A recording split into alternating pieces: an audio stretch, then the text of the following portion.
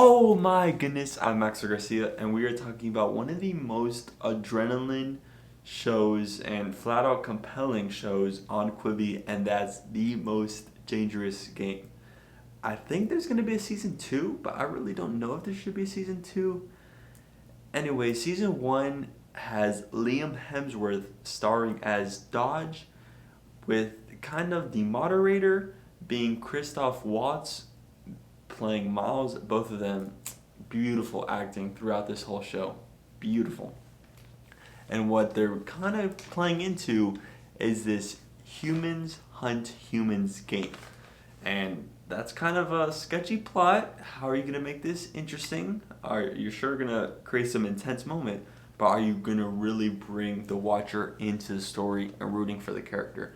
That's what you have to do, and Dodge perfectly achieves this as a character who right now lives in Detroit, and he put tons of money into this hotel that hasn't really finished construction, and now he's bankrupt.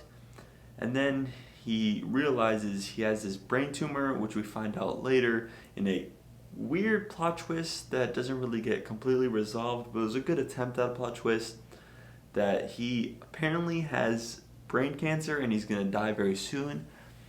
Dodge has a wife who's pregnant with a child.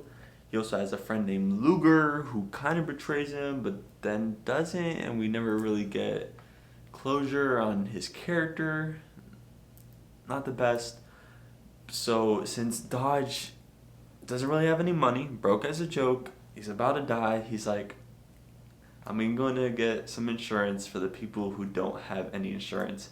And that's where Miles is like, hey, for 24 hours, 5 hunters are going to hunt you, and they have the free will to kill you at any moment if they hunt you. And then at every single hour, your location is going to be visible for 15 seconds. And you can't leave the premise of Detroit. And I was like, this is a very good plot. And I gotta say, I was tuned in to this Most Dangerous Game so much. So many intense moments. And like in the first few seconds of the game, Dodge is sitting in this little restaurant where all the hunters are around him, and you're like, which one is a hunter? And then you go throughout the show and they reveal the hunter. Dodge has to make some interesting decisions on what you're going to do to survive. Are you going to kill somebody? Are you going to steal some money? What are you going to do to survive? And it shows what a human can possibly do in a kind of Hunger Games scenario.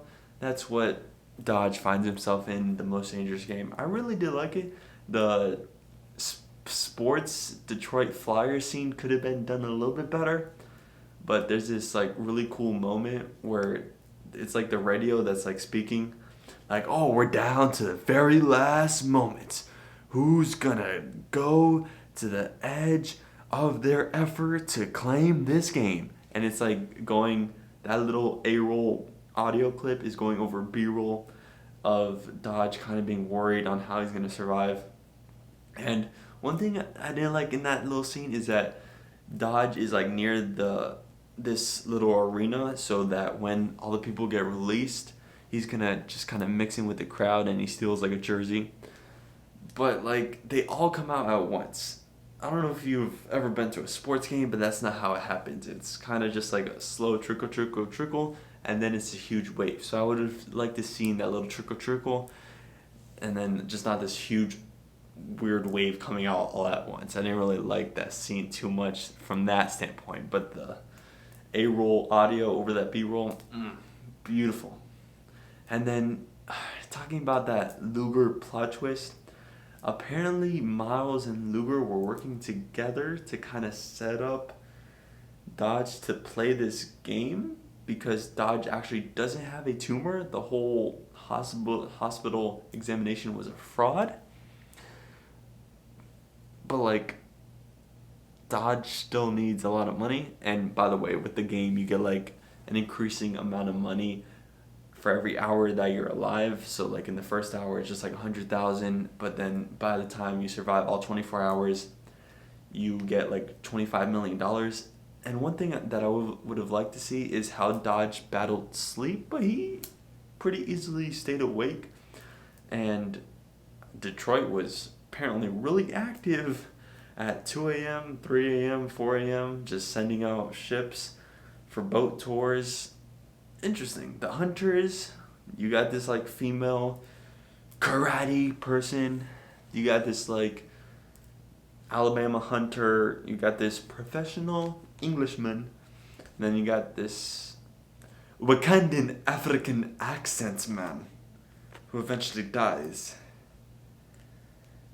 So this game's very interesting. I don't know how you could pull it off for a second season though. I really did love this show. I mean, not the most compelling plot because you kind of know deep in your heart that Dodge is going to survive this whole thing, and then hour after hour you're like, yeah, he's going to survive this whole thing. But it's still an adrenaline rush just watching these quick bites. And you're like, woo, this is exciting.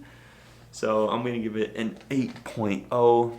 I really like this show. Will I like it for a second season?